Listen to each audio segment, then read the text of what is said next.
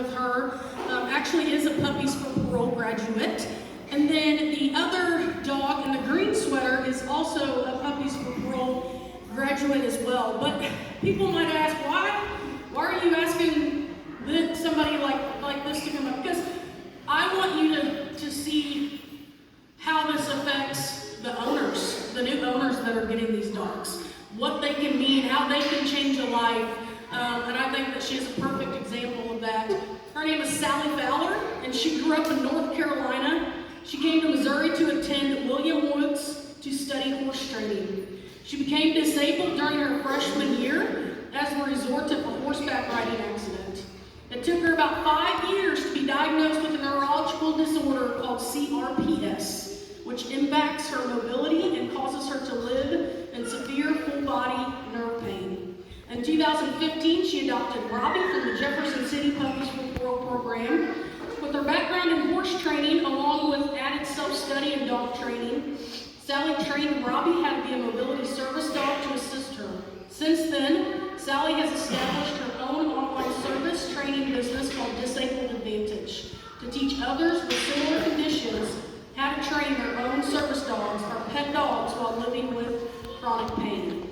In 2021, Robbie retired and Sally adopted Austin, also through the Puppies for Parole program, and trained him as Robbie's successor. Austin is with Sally tonight, helping to make it possible for her to be here. Welcome, Sally.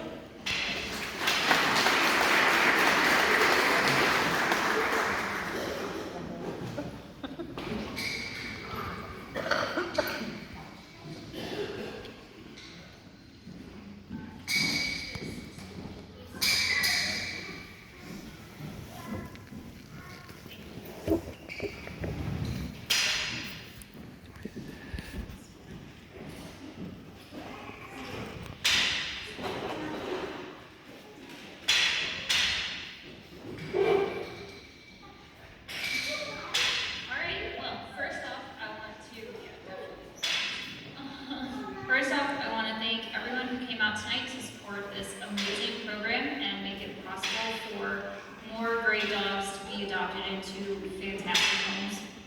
And I want to thank Jennifer and the organization for giving me the chance to share my story and be here tonight to also share about Disabled Advantage. As Jennifer said, I have a rare pain disorder where my brain interprets everything I experience as pain signals. So imagine your worst sunburn ever, and then imagine if you rubbed sandpaper all over your entire body while experiencing that. That's what my condition is like on a daily basis. Because I'm in so much pain all the time, my brain has trouble processing basic life functions, and so I also have limb weakness, lack of coordination, and need a lot of help to do basic daily function, walking, getting dressed, things like that. And it's an extremely rare disorder, not disabling for everybody, but fully disabling for myself. When I got diagnosed with it, I was pretty much told, sorry, there's nothing we can do for you, there's no cure, all the treatments failed on you, so best of luck. We started looking into a service dog for me, but because it's so rare, there are no service dog programs that offer training for this disorder. And there were some that didn't think I would be capable of owning a dog and taking care of it the way it needed. So I used my horse training background to train my own service dog and become a service dog trainer for people like me. I called shelters all over Missouri looking for a dog to train. I knew I wanted to train a shelter dog because I wanted to give a shelter dog a good second chance at life.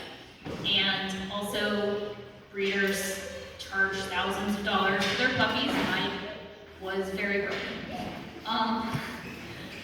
I called about probably 100 different dogs over the course of 6 months looking for a dog.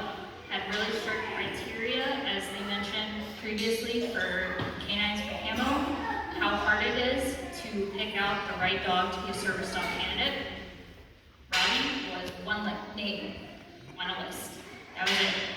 But when I called, they could not stop singing his praises. They got really excited when I mentioned that I wanted to train him to be a service animal.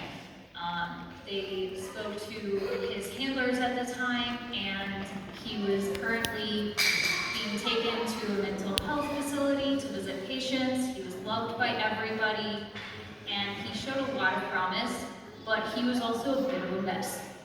Robbie had been returned twice for destroying anything that he could get. We were told by his handlers that he would eat chairs out from underneath you, and that he would chew through metal if you gave him a chance. He would pull on people and jump on people, and yeah, he was returned twice, which is a weird choice.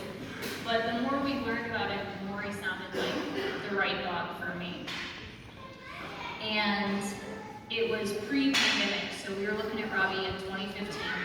And so we actually got the opportunity to meet with his handlers and talk to them about Robbie.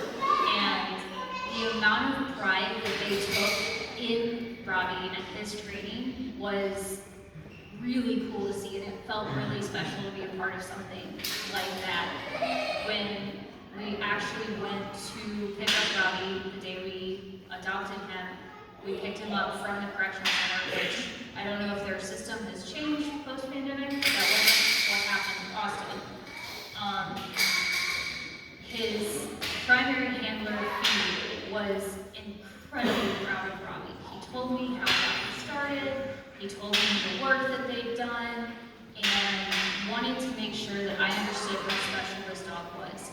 He made sure I held the leash just right, and walked with him just right, gave him commands just right, and that was all invaluable information that I wouldn't have gotten if we had just blankly gone to a shelter and picked out a dog.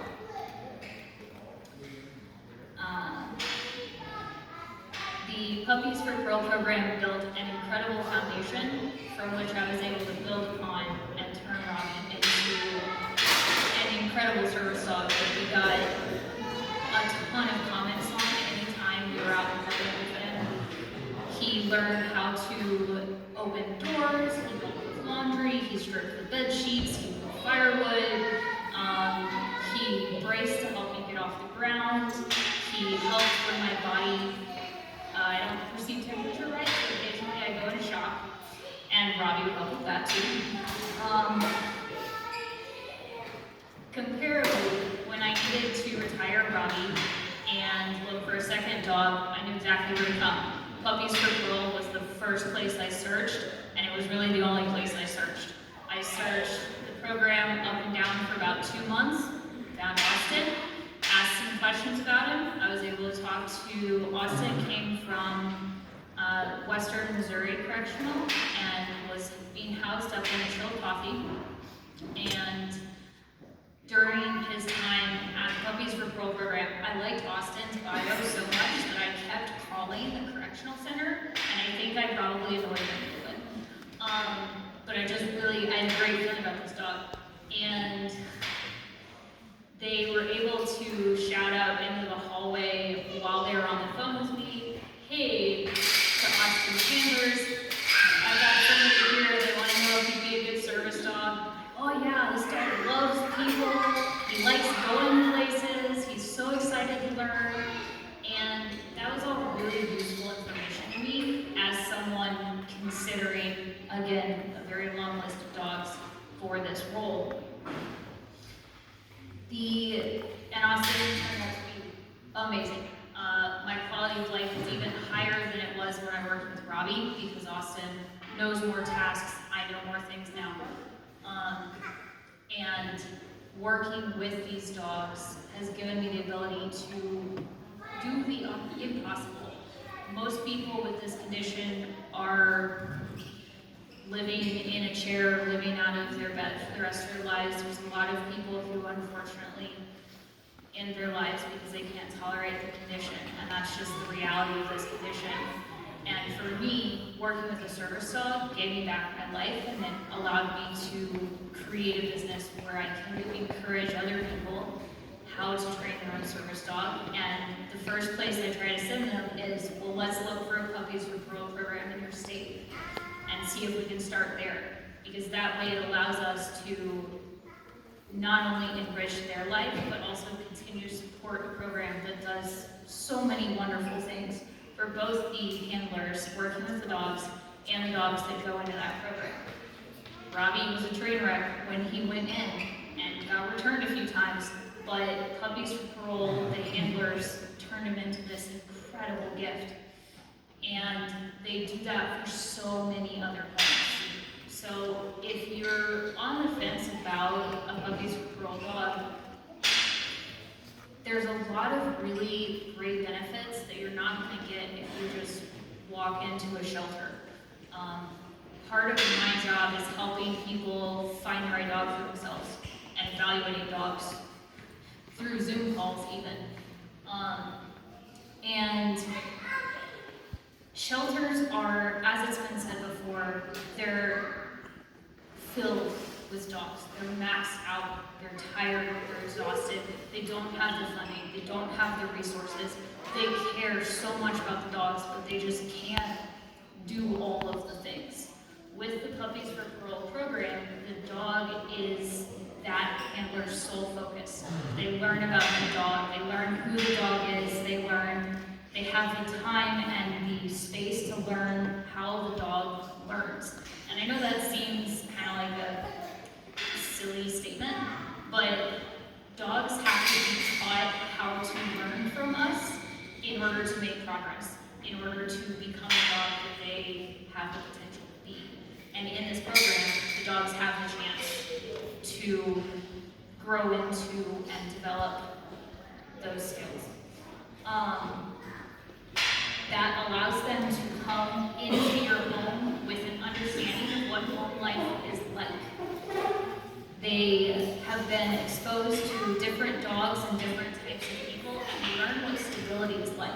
When a dog is living in a shelter non-stop, it's kind of like, if you've ever walked into a shelter before, a lot of shelters, unfortunately, are a very stressful place for a dog to spend their time in. And shelters are trying really hard to change that. They're adding comfortable things, they're trying to get more people to come out and run the dogs and walk the dogs. But a lot of shelters are kind of like, if you went into a concrete bunker and turned up electric metal music as loud as possible, just all the time. But it's barking and pacing and whining and dogs trying to figure out what's going on themselves. Puppies for Parole takes dogs out, gives them space to be in the yard, to have fetch, to learn commands, to be someone's best friend, and then go home and be your best friend. And when you choose a dog from Puppies for Parole, it's kind of like hitting the fast forward button on the chaos. You get to skip over the chaos of trying to know the dog and learn the dog. The handlers, both of my dogs came with, and Max came with journals that the handlers kept, where the dogs started, where they were in that messy middle, and where they were at the end. So you get to see the progression of the dog, you get to see the evolution. They have the dog for a few months, which is actually, it takes about 3 months for a dog to fully settle into his new environment and become their true personality. And they get to see that. Whereas if you pull a dog straight out of shelter, it's kind of a gamble on what you're actually taking home. You might take home a dog that you think you have, and then 3 months later it's actually a completely different animal. So the Puppies for Parole program really helps skip over some of that. However, this dog is still going to need time to learn who you are as an owner and as a new life. But thanks to the program, they're primed to do that because the program sets them up to work with different handlers, to learn from people, to like learning, and to like being a part of a family. And so it's a really awesome program, and I'm happy to continue to support it as best as I can. So So thank you for letting me talk tonight.